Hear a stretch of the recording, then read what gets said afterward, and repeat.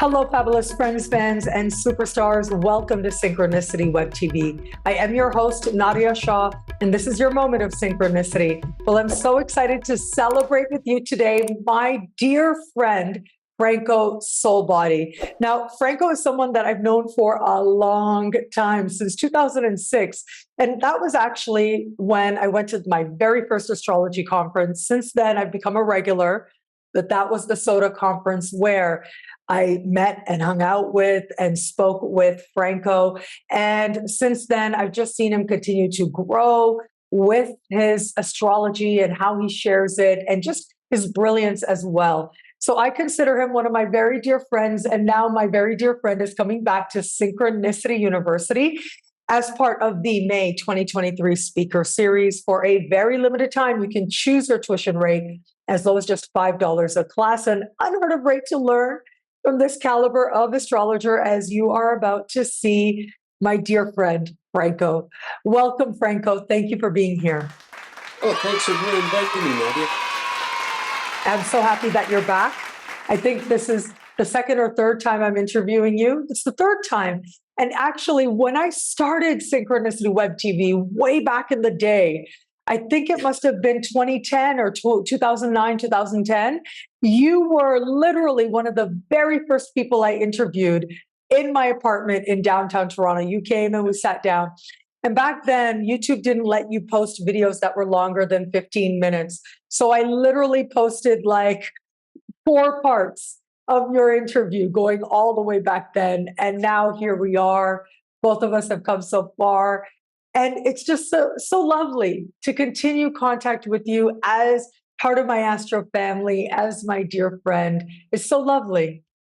It is. Yeah. Yeah. And, I've been following you and watching your growth with the university and everything, and totally proud of you. Thank you. Watching your friends grow like that, it's awesome. Yeah, and you were there at the beginning. That's the thing. My fellow Canadian, you were there helping me out when nobody knew me. I had a few subscribers, and you were right there in my apartment letting me interview you. I love you for that forever. And so today we're just going to hang out and talk. Yes, you are, as I mentioned, coming to Synchronicity University. And actually, it is going to be at Synchronicity University this May that Franco is going to be delivering a talk, like updated in a more modern sense. But this is actually a talk I saw him give so many years ago at the SOTA conference, the conference put on by the late, great Donna Van Toen. We love her and miss her so much. But yes, it's incredible that you'll and have continued to build on that, looking at Charles Manson. Wow, that I got to say, it's a little creepy. So what is your intention with the class? Well, see, I've always been a music fan, and I never realized Charles Manson performed music, and a lot of people are probably thinking Marilyn Manson. No, I mean the imprisoned killer cult leader, if you want to call him, Charles Manson. Manson was aspiring to be greater than the Beatles. And so, but as a music fan, I heard his music before I got into astrology, way before I got into astrology. And, I ended up buying his records, and he's got 5 albums out, 4 of them with him. So the first one is a recording by him. The other one is done by the Manson family, which is actually even creepier. But it's his music and his lyrics. And then he's got 3 albums live at St. Quentin prison. So we talk a bit about that, but what really fascinated me once I started studying astrology, and his songs would come through a shuffle and go, "Ooh, okay, that's creepy." I went, "Oh, what made him write that?" And so, being an astrologer, the first thing you do is you look at someone's chart, and in analyzing his chart and looking at the lyrics, and then you delve into the person's personal history, you really come to an understanding of kind of like what was going through his mind. And so that's one thing I find fascinating. And you start looking at other singers too. Like I've got an article on my website about Jim Morrison. And as you all know, Jim Morrison was a kind of like a philosopher. He saw himself as a philosopher. He's a Sagittarius. And so he got into music. And so, yeah, like if you look at the song The End is a song that pulls in from Oedipus Rex, the story of Oedipus Rex in there. And so where does that come into Morrison's chart? Right? So I'm started looking at artists, trying to get an understanding. It's also kind of like looking at an actor. Certain actors play certain roles. Why? And you look at their chart and you start seeing the similarities between, obviously we don't know their full life story, but we know the character story. So that's kind of like an interesting take of where I'm going with this lecture. And so you mentioned music. I know that Neptune is a big player when we look at music and especially musical styles that are appealing to the masses and so much more. I know that you know a lot, you've studied a lot, you're writing a book right now about Neptune. So let's kind of segue and talk about that. What are, off the top of your head, what are some things you'd want people to know about Neptune? Well, so, obviously Neptune is the planet of escapism. And how do you escape? Poetry, right? Neptune rules poetry. Neptune rules film. So how do you escape? You watch a movie, or these days it's Netflix, and it's like, oh, Friday evening, and it's Sunday at 9 o'clock, and you're still watching the same show. People binge watch, and you get that addictive quality of Neptune. People will escape using drugs. People will escape using alcohol, which are also Neptunian themes. But music is also in there. And how many times have you kind of come in on a rough day and you either put on your favorite, back in the day, LP, you put your headphones on, right? Because when you were younger, you're living at your folks' place, so you got your headphones on so you don't disturb the family, and you go away. You put on your favorite album and you just disappear and melt. And that's what Neptune is. It's about taking you into a different place, into a different world. And yeah, I am a confessed music addict. I also like purchasing music because I believe in supporting artists. And so I've got close to 30,000 songs in my collection. Um, most of which are purchased. A small fraction there, I was a bad boy or something. But I will listen to music and it just propels me.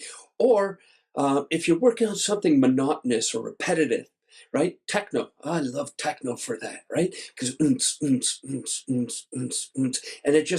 it takes you so that, like if you're working on something like data entry for astrological research, there's nothing more boring.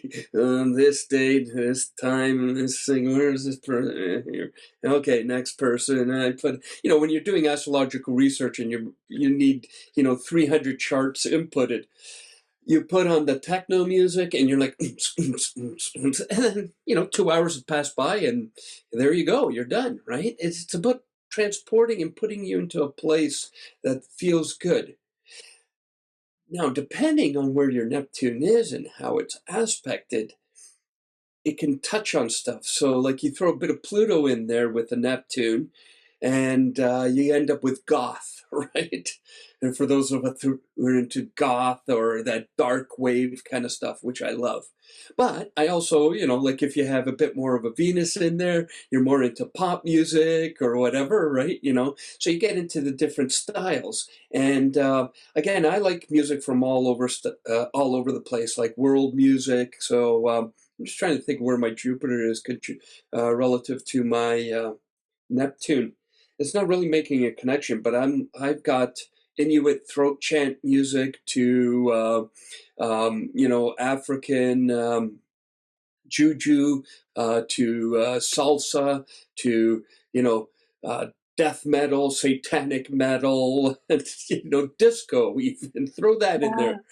and Music is such blues. a personal thing. I love that you mention all of that because music is such a personal thing, isn't it? And so I love that you talked about how look at your Neptune, look at how it might be aspected. That can tell you. And I think you also want to look at the sign, of course, right? Because as you were talking and saying, look at your Neptune, da da da, I was thinking about how I have Neptune in Sagittarius, like a lot of people. It's trine Jupiter in Aries. Um, and I have always loved like basically hip hop music. And so when I was young, it was like, the hip hop, like Biggie Smalls, I really loved. People who've watched me for a long time remember my ex's dog was named Biggie after Biggie Smalls because I love Biggie so much. As an adult for the last 10 years, I've really loved a type of Latin hip hop music called reggaeton. That's been my go-to, my absolute favorite. And it makes a lot of sense based on what you said. Like, yeah, it's fire. It has that beat to it. It has passion to it. And the music can be very sexy too, right? That's part of fire energy. And it's like the bigness, I want to say, right? I don't think that's an actual word, but there's something very grand and powerful and heartbeat oriented when you get music like that. And wow, it makes a lot of sense. Okay, so Franco, Neptune in Pisces, we're nearing the end now. What do you think? What are some of your thoughts about what we've gone through with Neptune in Pisces and where we are now? Well, see, the one thing that's happening, and especially it's more so with pop music, the overall, I find that with Neptune, everything is blending in together. It used to be bands kind of like had distinct styles and you had different sections, but now everything is kind of, I'm finding with the blending of it is beginning to mishmash. One thing that's we're starting to see in all types of music influences from different cultures and different societies. Like one of my favorite bands is a band called Delhi to Dublin, and they are from Vancouver.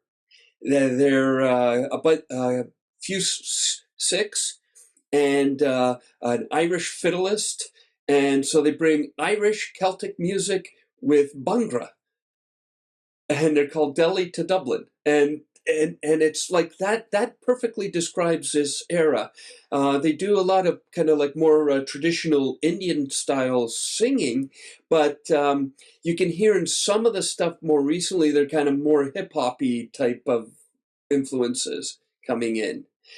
Bands like another band. Lil Nas X. Sorry, may I just mention an artist I really love? His name is Lil Nas X. And he, like, I think one of his early, I don't think it was his debut, maybe it was, but one of his early albums, it was country and hip hop mixed together. And so he made all these country music songs, and people didn't really know what to do with it. But then there was, because there were hip hop elements as well, it was brilliant. I loved that album and some of the songs on it. So yeah, yes, there's that international sense to it. I mean, Pisces is also ruled by Jupiter, but yeah, you're so right. It's like there's all this blending and blurring, and a lot of people have been like, we don't know what genre this music is supposed to go to. Yeah, yeah. Yeah, exactly. Another one is I forget. They changed their name. They used to be called A Tribe Called Red. Now they're Illumination or something like that. I forget. I went to see them in concert, but they're native Canadian band, so they bring a lot of native. Hallucination. You're right. That's what they're called. Hallucination. Yeah. Yeah, hallucination. Thank you. Yeah, and so they bring in like the hip hop and the native, tribal singing and drumming, and they get the hoop dancers that come out and doing all this on their shows. So it's a real good blend, and that's another perfect example of what this era is doing, and it's removing, Pisces erodes, water erodes, and it's eroding these barriers, bringing us into unison. However, we're moving into Aries, and Aries tends to be a bit more direct and a bit more. Now, again, I'm working on this and researching this, so I'm looking what happened in the past, the trends of music in the past. 100 and 87 years ago or so, right? What was going on with last time Neptune was in Aries? There's a different style of music.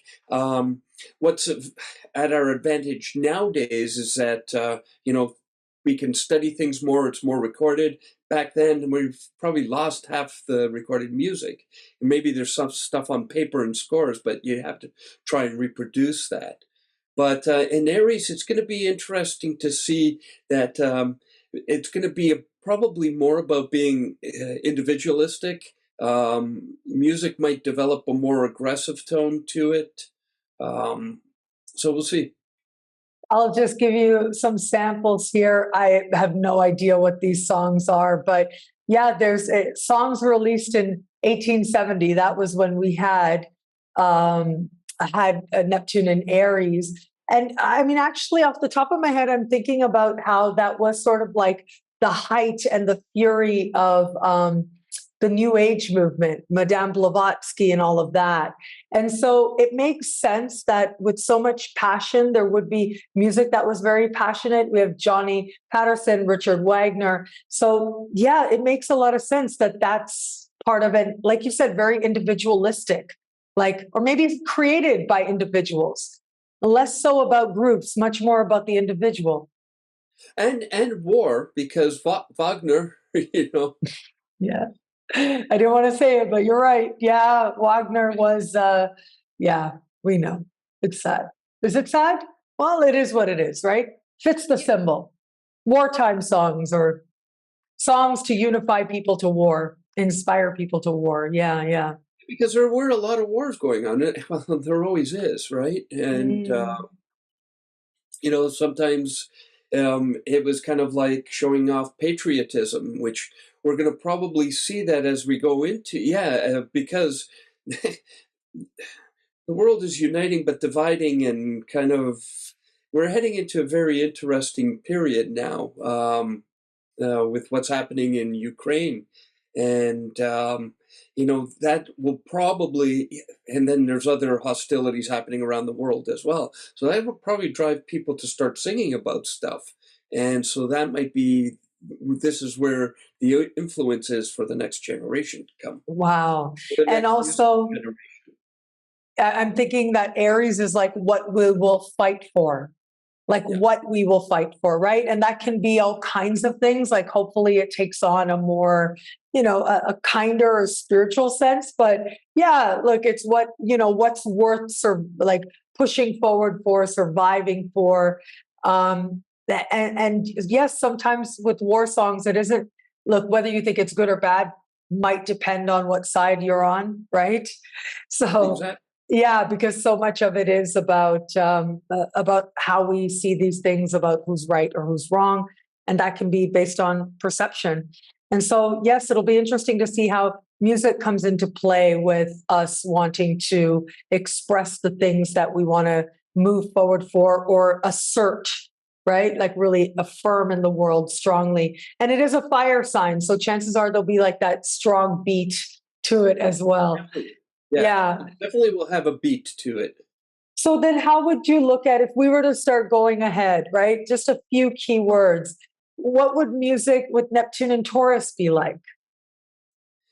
So for that one, it would be definitely something, more luxurious, more lush. Yeah. Yeah, that kind. Yeah. Probably a bit more refined, right? It's that Venusian touch to it. Yes, and romance. After the aggression, right? It would be more romance. I think around that time there was also vaudeville was coming out. Yeah, exactly. That time. You are so right. Okay, so let's keep going. Neptune and Gemini. What kind of music did we have at that time? So Neptune and Gemini was from 1880s to 1902. So some of the interesting stuff that was happening there was your vaudeville, kind of like jokey kind of stuff, music. You also had music starting to be recorded onto cylinders. So that way you can communicate it to someone else. So that's actually some of the interesting stuff that was happening in that period. So there's a lot of manufacturing of records. the Wow. early manufacturing of records, or cylinders at first, and then we got into the Victrolas. Right. Isn't that amazing? Yeah, music starts becoming recorded more, available more to more people to be able to play as that technology spread. And so we get to Neptune and Cancer. What do you think?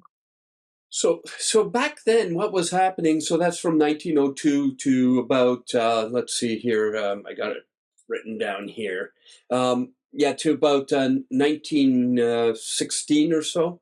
Mhm. And so what music started coming out in that is a lot of the early blues musicians started coming out, like really early blues. And so they were worker songs. So it was like they get, people gather around the family and they'd sing songs and stuff like that. Ragtime started coming up as well. Um, so it's this kind of really music. It was really the big influence from the deep south, close to Louisiana. So you got the Gulf of Mexico in around there, pushing up the vibes of the swamp music. Really swampy blues is where it started from. So that watery sense was coming out then. And emotional sense. Yes, you're so right. And Neptune and Leo. It was the Roaring Twenties. So Leo, you started getting, so you would have orchestras. Yes, there were orchestras, but as far as popular music went, like we were still listening to the classical music of the day, the Mozarts and the Beethovens and all that. People were playing. But what ended up happening in Leo is jazz started coming out. So swing, this is the flapper era where you had the fancy ballrooms and everyone's getting into this really lively Leoness type of music. Wow. Yes, the trumpets. The trumpet, isn't that so Leo, right? Yeah. Like that trumpet, a whole, yeah, right? Perfect. Neptune and Virgo. So this is where jazz really started. So ragtime and that kind of music started coming up. So this is where you start getting into your swing and your more complex jazz, like John Coltrane, right? So this,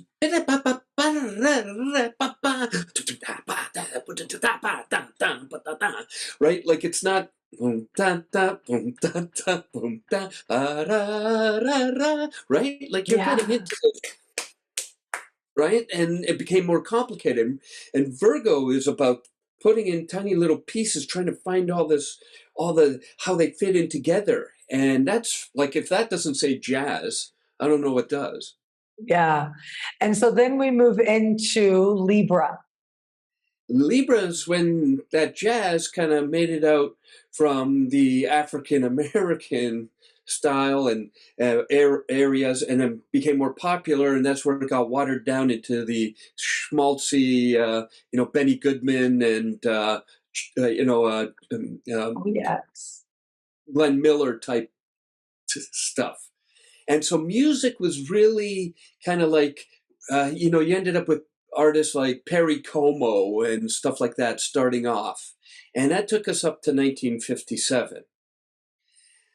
Before Neptune entered Scorpio, there was some stuff happening.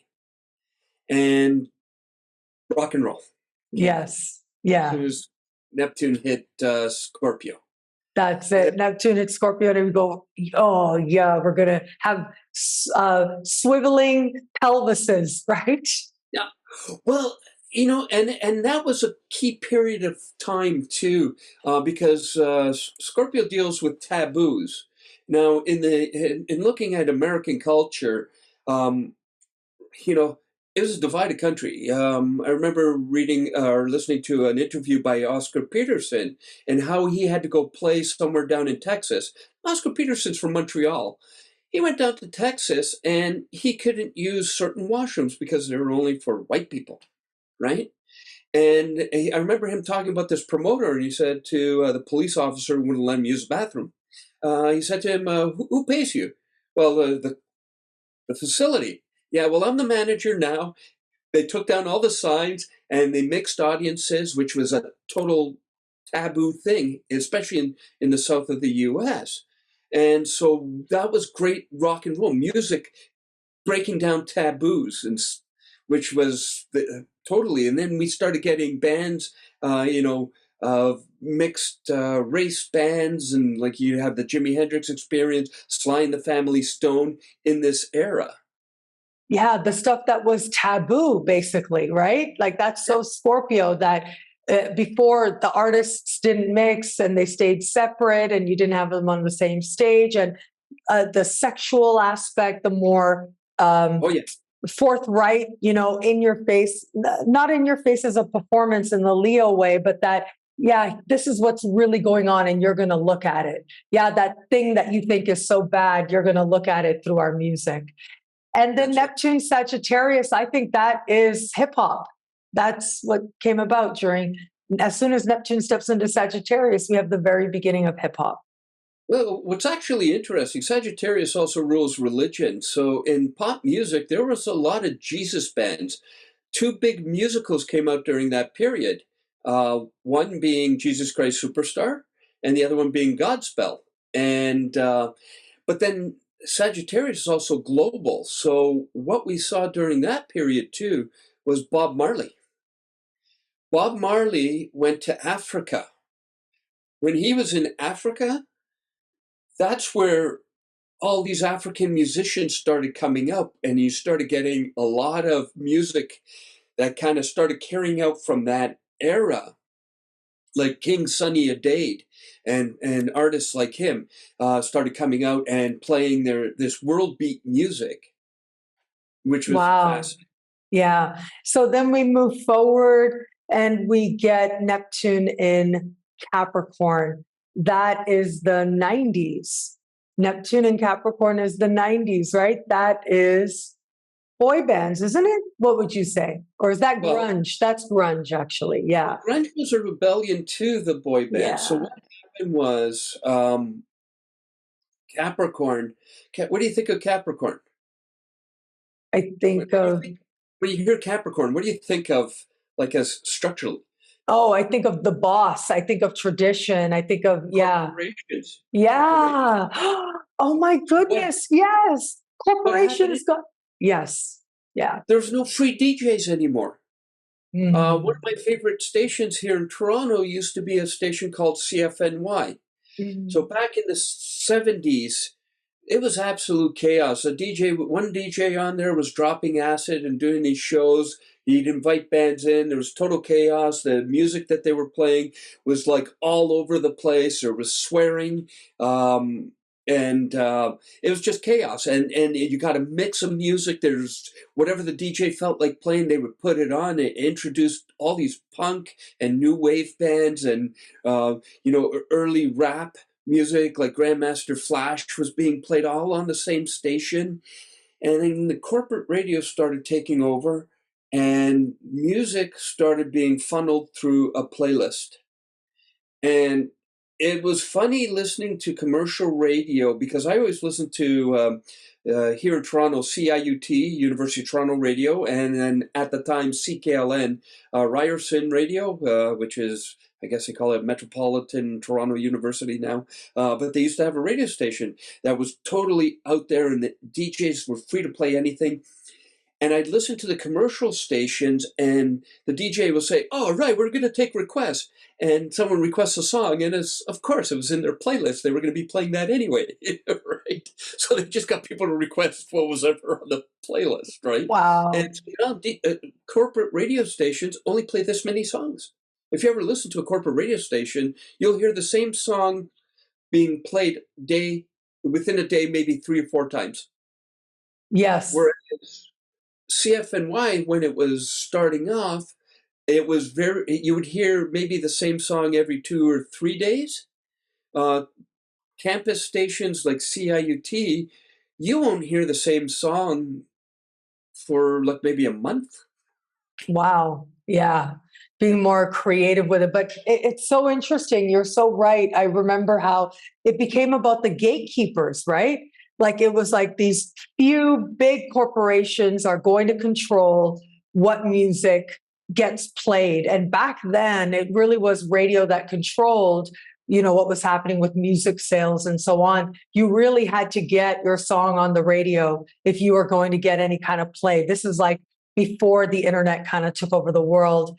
But then Neptune goes into Aquarius and the internet, MySpace. Yeah, you get MySpace, right? MySpace, Napster. Yes. Oh my God. Napster. Yes. It's like, we don't care. We're going to do what we want. Your rules don't matter. Your copyright doesn't matter. Yeah. Yep. It's freedom, total freedom, chaotic freedom at times. Yeah. But it also, there was a period here, this is where we started to get in and break into the, to before the Piscean age of having that rebellious thing where then we can all start blending our tastes. People, freedom of expression, sites that allowed independent bands to promote their stuff. There's a very big period of independent music where you saw independent artists launching their own record labels, and you saw more record labels starting to break away from the corporate. Wow. Isn't that so true? Franco, I love learning from you. I love just how brilliant you are. I love hanging out with you, and I've missed it so much. You guys, once again, Franco is coming back to Synchronicity University, and he's going to be teaching on Charles Manson and music and so much more. So it's going to be a very entertaining class, and you'll learn a lot as well as you get to explore how people become who they are, how they live their charts in different ways, and so much more. And for a very limited time, you can choose your tuition rate as low as just $5 a class, an unheard of rate for this caliber of astrologer. Speaking of Aquarius, I am an Aquarius, and I really love that my school has become a place where astrology is for the masses. It is totally accessible. This sense that anybody can take astrology classes and you decide when and you decide how much you pay. That's a very Aquarian thing too. So I'm really glad I'm a part of that also. Franco, I love you. I think you're amazing. I was hanging out with you. And so are you. You're awesome. We love each other. Thank you again, Franco. And thank you everybody out there for watching. Until we connect again, take care. Bye.